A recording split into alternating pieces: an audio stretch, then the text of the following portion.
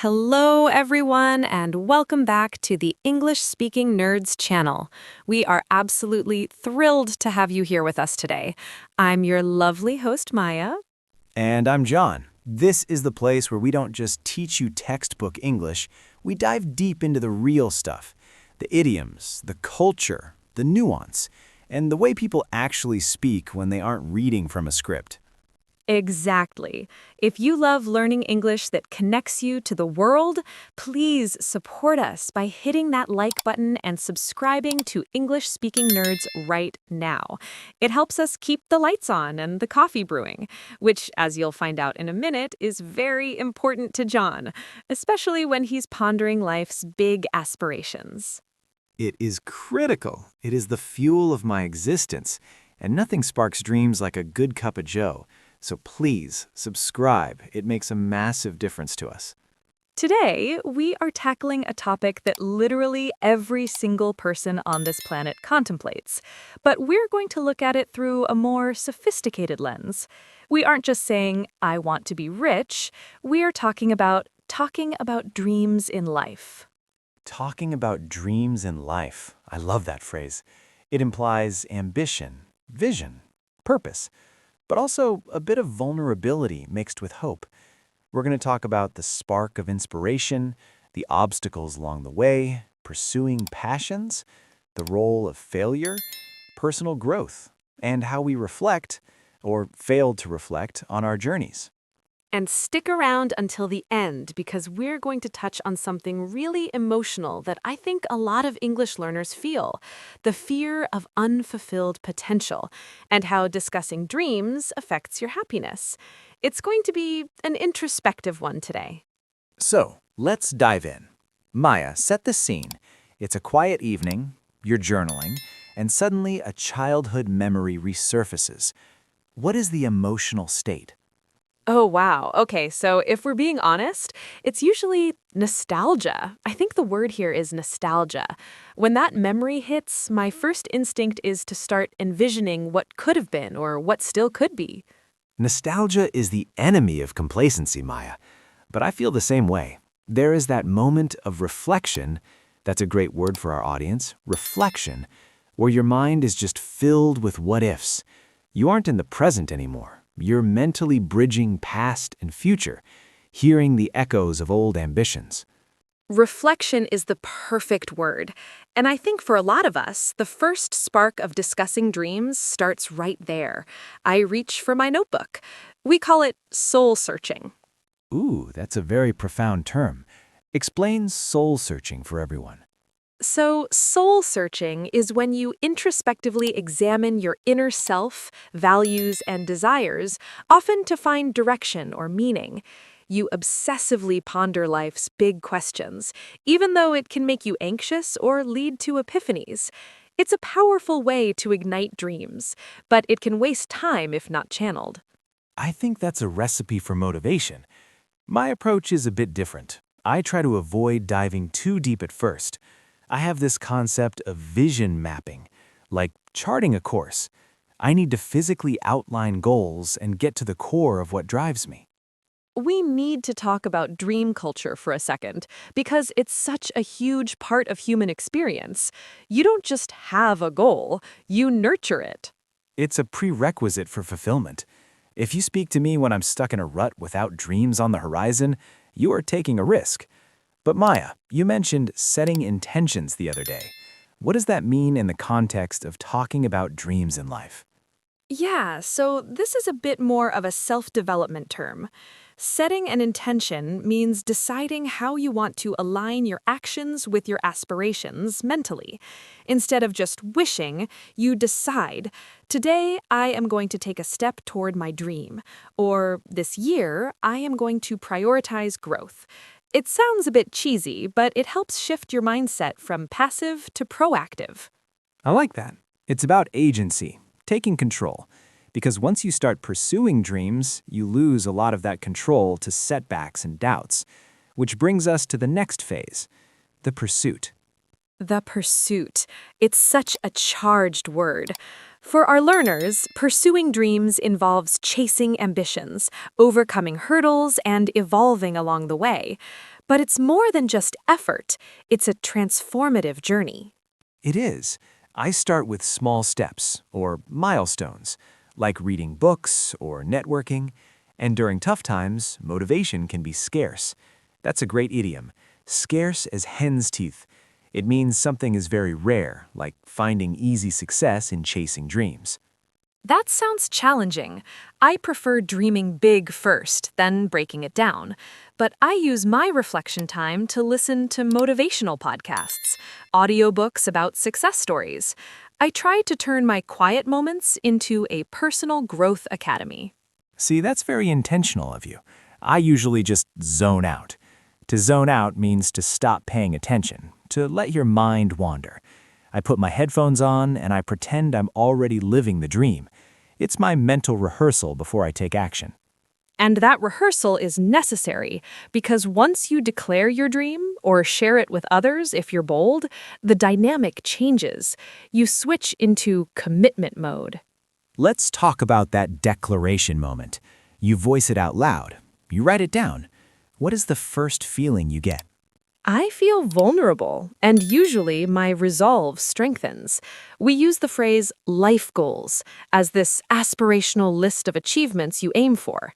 I never have a short life goals list. I usually have life goals infinity. That gives me inspiration just hearing it. I like to start with a vision board, but I prioritize. We call this prioritizing. Prioritize is actually a management term used in business to rank tasks. But in dreams, we use it to mean sorting ambitions by importance. What fuels your soul? What can wait? What fuels your soul? I love that metaphor. It feels like that sometimes, doesn't it? Like a dream is igniting a fire within. And this is where we get into sharing dreams. You have to involve supporters. Supporters, mentors, the people who believe in you more than you do sometimes. It's true, and there is a specific type of language we use when talking about dreams. It's called inspirational talk. You can't just say, I hope. You have to say, I'm manifesting success, or I'm grinding toward my vision. Inspirational talk is the lubricant of motivation. It smooths everything out, but it can be draining. Draining means it takes your energy away, especially if you're an introvert. I find myself getting caught in deep conversations at gatherings, sharing aspirations. The legendary coffee chat revelations. Even if you don't have coffee, the concept exists. It's that informal sharing of dreams or insights that happens in casual settings. But John, what about setbacks? That's a huge part of the dream journey. Oh, setbacks, the bane of my ambition. The bane of my existence means the thing that causes the most frustration. So many dreams could just be smooth sailing, but reality hits. Absolutely. We often hear motivational buzzwords when discussing dreams. Phrases like, think outside the box, or seize the day, or pivot when necessary. Let's break those down for the nerds watching. Think outside the box means to think creatively, beyond conventional ideas. Seize the day means to make the most of the present moment, from the Latin carpe diem. And pivot means to change direction strategically when things aren't working. They sound so empowering, but sometimes they just feel like platitudes. I think the hardest part of dreams in life, though, isn't the initial spark. It's what happens when doubt creeps in. Ah, yes. But first, the passion itself. Do you experience the eureka moment? The eureka moment. Yes. This is a cultural phenomenon where you have a sudden breakthrough or realization about your dream. It's exhilarating for the spirit, but not always practical. It is. I try to make a point of capturing those moments, getting some fresh perspective. It acts as a mind refresher for the soul. But then you face reality, and the doubts hit around midday in your journey. The motivation dip. It hits you like a wall. Your energy wanes, your focus blurs. The initial excitement has faded. How do you handle the dip, Maya? It's a battle. We call it pushing through. To push through means to persist even when it's tough. I usually pause, maybe journal, or I switch focus. I stop doing the grand vision, the overwhelming big picture, and I do the incremental stuff. Small wins, daily habits, things that don't require massive leaps. That's smart. I usually just seek inspiration, which is a good habit, I know, but this brings up a good point about modern dream chasing, the pressure to achieve constantly. This is the sophisticated part of the conversation I wanted to get to. We live in a success culture. Success culture. Define that for us. Success culture is the societal belief that you must always be achieving, always progressing, always winning. If you aren't advancing, you're failing. And it leads to something very dangerous called dream fatigue. Dream fatigue is a serious topic. It's not just being discouraged, it's emotional, physical, and mental exhaustion caused by relentless pursuit. It's when you feel like your dreams are burdens instead of joys. And I think a lot of our audience, who are learning English while also building lives, might feel this. You feel like you have to be extraordinary. You study, work, chase dreams, handle responsibilities. It's overwhelming. It is. And in dream talk, this manifests as imposter syndrome. Have you ever felt that? Oh, constantly. Imposter syndrome is the internal belief that you aren't worthy of your dreams, that you're a fraud, and that success will expose you.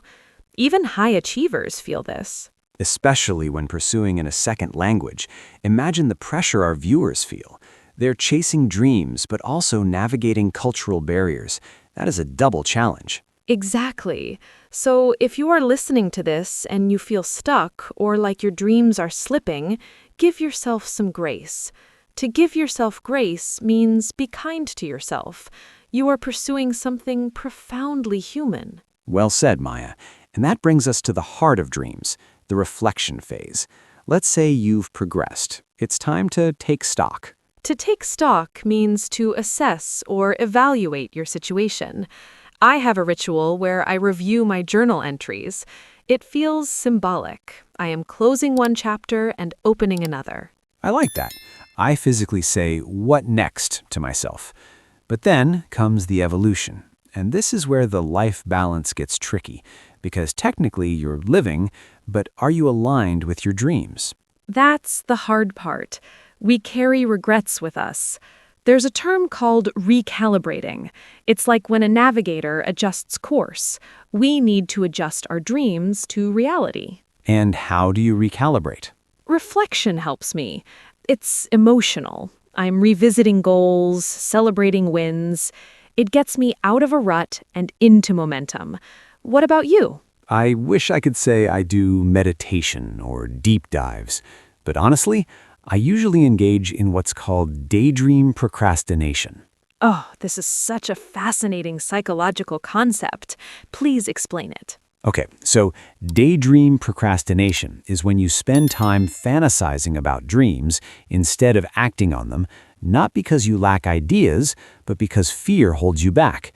Daydreaming is your way of escaping without risk, even at the cost of progress. That is so powerful and so relatable. It's like life owns my now, but dreams own my mind. But then, of course, you snap back and the cycle continues. Exactly. It's a vicious cycle. A vicious cycle is a situation where one issue causes another, looping back. Breaking that cycle is hard. It requires courage, which I struggle with. But realizing that dreams evolve is a huge step. Dreams are not destinations, they're guides. That's a quote I try to live by. I love that. So we've covered the nostalgic spark, the pursuit, the setbacks, the success culture, and the reflective struggle. It's a lot. It is a lot, but I think talking about it helps, and learning the vocabulary for it helps, because if you can articulate your dreams, if you can say, "I'm facing imposter syndrome," or "I'm in a motivation dip," you can navigate better. Absolutely. Language gives us power over our aspirations. Before we sign off, Maya, I want to ask you a question that we can also pose to our audience. Go for it. If you could achieve one dream in life, just snap your fingers and it's yours, what would it be? Oh, that's easy. To write a best-selling book that inspires millions, sharing stories, touching hearts, leaving a legacy. The doubts? I'd erase them. What about you? I would build a community center for creatives, mentoring artists, fostering ideas, creating impact.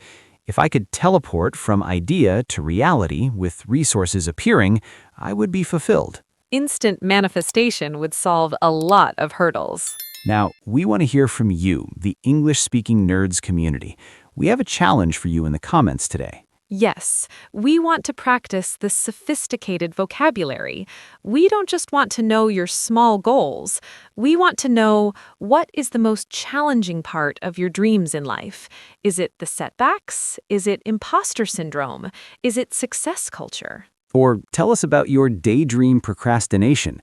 What do you fantasize about to escape? Do you envision fame? Do you envision peace? Be honest. We won't judge you. In fact, being open in a second language is a huge sign of fluency. So take a risk. Write a paragraph about your dreams in life. Use words like nostalgia, imposter syndrome, recalibrating, or setting intentions. We read every single comment. It's actually the highlight of my morning routine, right after the coffee. Seeing your stories from Brazil, from Japan, from Italy, from everywhere, it reminds us why we do this. It really does. You guys are the reason we are here. You are part of this team. And hey, if you're feeling that dream fatigue we talked about, remember that pursuing dreams is a marathon, not a sprint. You don't have to conquer today, you just have to envision a little bit more than yesterday. That is beautiful advice, John. Just keep dreaming. That's half the battle. Well, I think that's all the wisdom we have for today. My thoughts are swirling, which means it's time for my reflection slump. And it's time for me to go journal. Thank you all so much for watching. If you enjoyed this conversation and learned some new words, please give us a thumbs up. And share this video with a mentor, maybe the one who inspires you at gatherings. It might spark their next insight. Or just a friend who's chasing dreams. Subscribe if you haven't already. Hit the bell icon so you don't miss our next deep dive. Until next time, stay nerdy, stay curious, and chase those dreams. Bye, everyone. See ya!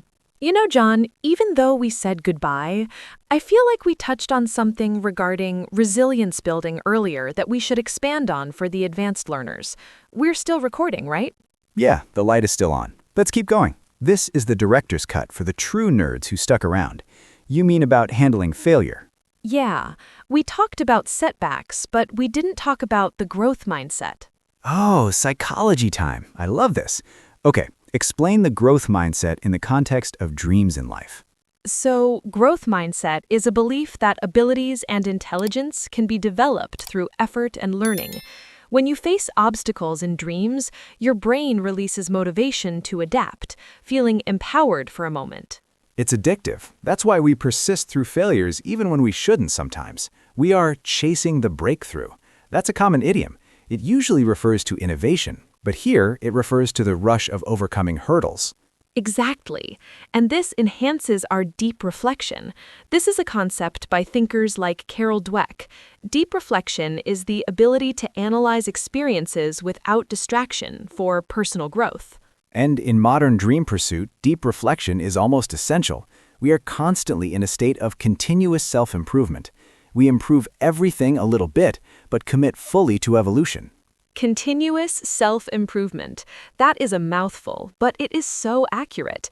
It's why you end reflection feeling renewed even if you revisit pains. Your mind was processing thousands of lessons. Processing costs. Every time you switch from regret to lesson to future plan, there is a cognitive cost. You invest energy. It's like recharging a soul battery. Keep it efficient. That is such a good analogy. So, for our English learners who are building dreams, if you are reflecting while ignoring growth, you aren't really evolving. Busted. I feel like we just called out half our audience. But it's true. If you want to learn this vocabulary, if you want to remember growth mindset, you need to apply it. One thing that helps me, and maybe this is a tip for dreams, is goal blocking. Explain that one. Goal blocking is where you divide your dreams into blocks. So from short term to long term, I focus on skills. For relationships, connections. You group similar aspirations together. That's efficient. I try to do that with the SWOT analysis technique. Have you heard of that? Yes, the strategic tool. Exactly. You assess strengths, weaknesses, opportunities, threats for 25 minutes. Pure honesty. Then plan breaks. It's great for beating dream procrastination because you tell yourself, I only have to analyze for 25 minutes. Anyone can do 25 minutes. It makes the life maze look like a clear path. Make a mountain out of a molehill. Excellent idiom. It means to overcomplicate, but SWOT does the opposite. It simplifies the complexity. You know, speaking of complexity, we didn't talk much about the midlife rethink. Oh, the midlife rethink. That is a visceral feeling. Visceral means you feel it deep in your body, in your gut. It's that reevaluation that starts around mid-career or midlife. You're still in your prime, but your brain has started questioning past dreams. You can't enjoy the present because you're pondering what if. It's the worst. It's the anticipation of regret. I think the only cure for midlife rethink is to have flexible dreams. If you can adapt, it's less daunting. Or just have a really good outlet. Write in English. Journal your evolution. There you go. Always bringing it back to learning. You know, Maya, thinking about our audience, they're global. They're in time zones all over the world. When we're dreaming of impact, someone in Tokyo is dreaming of innovation. Someone in Brazil is dreaming of community. It's amazing to think about. We are all connected by this ambition. And even though our cultures are different, these struggles, the doubtful nights, the inspiring mentors, the desire for meaning, they're universal. Universal. That's the key. We are all human beings trying to make sense of our potential. I have a question for you, John, a bit of a curveball. Uh-oh, I'm ready. If you didn't have limitations, if reality was no barrier, what would your wildest dream in life look like? Would you still reflect daily? If I had no constraints, oh man, I'd like to say I'd be adventurous, but honestly, I'd probably pioneer a global education initiative, waking to new ideas daily. No barriers. That is the ultimate freedom. No barriers. That sounds like utopia. Then I would sip coffee in thought somewhere. I would learn philosophies, maybe ancient Greek or Eastern wisdom, and I would teach. I think I would still reflect, but on my terms. I wouldn't have fears. I think that's the dream. It's not about perfection. Humans need purpose. It's about authenticity. Authenticity, the freedom to be true to oneself. That is what we are all chasing. What about the audience? I wonder what their boundless dream is. That's a great prompt. In the comments, tell us, if limits didn't exist, how would you shape your dream in life? Would you invent? Would you heal? Would you explore? I bet a lot of people would say world change. And speaking of change, that connects to legacy building culture. We should define that too. Oh, yes. Legacy building is creating something that outlasts you, like impacting generations through work or values. They might mentor youth in Africa or innovate in Europe. It sounds profound. Profound means deep and meaningful. But I've heard it can be humbling. And the ripple effects are deeper. Can you imagine inspiring others with your story? Can you share? You're motivating. You're changing my path. That is the catchphrase of the legacy builder. Inspired. Inspired. That is the word of the century. If I had $1 for every time I felt inspired in reflections, I'd fund my dreams. Serious question, though. Do you think big dreams are here to stay? Or are we all going minimalistic eventually? I think the balanced ambition model is the future. Balanced means harmonious. Maybe chase grand dreams, but nurture well-being. You get the achievements, the accolades, the impact, but you also sustain yourself along the way. Sustaining during striving is the biggest perk of balanced dreams. Let's be honest, multitasking your soul. It really is. It frees up your spirit, because otherwise, burnout is just dream ender day. Dream ender. overthinking failures, fearing judgments. It's not a vision, it's just emotional labor. You are very insightful today, John. I'm just a dreamer, Maya. I'm speaking for the aspirants, the people who want their potentials unlocked. I appreciate your depth, and I think the audience does too. You know, listening to us banter like this, I hope the audience realizes that this is what fluency sounds like. It's not just big words, it's the rhythm, the way we interrupt each other, the way we laugh. The way we change topics from resilience to legacy, that is natural conversation. It's messy. It is messy, and that's okay. If you are learning English, don't try to be a textbook. Don't try to speak perfectly. Try to speak authentically. Speak authentically. I like that. Connect with the heart, not just the rules. Exactly. Because at the end of the day, another great idiom, at the end of the day, meaning ultimately, language is about expressing dreams. Okay, I think we have definitely overstayed our welcome now. We have been talking for a long time. But it was a good talk. I feel empowered. Me too. It was enlightening. All right, for real this time. Thank you for hanging out with us, you wonderful nerds. Go pursue your dreams. Or if it's nighttime, dream them vividly. Dreaming vividly is better, trust us. Bye, everyone. Take care.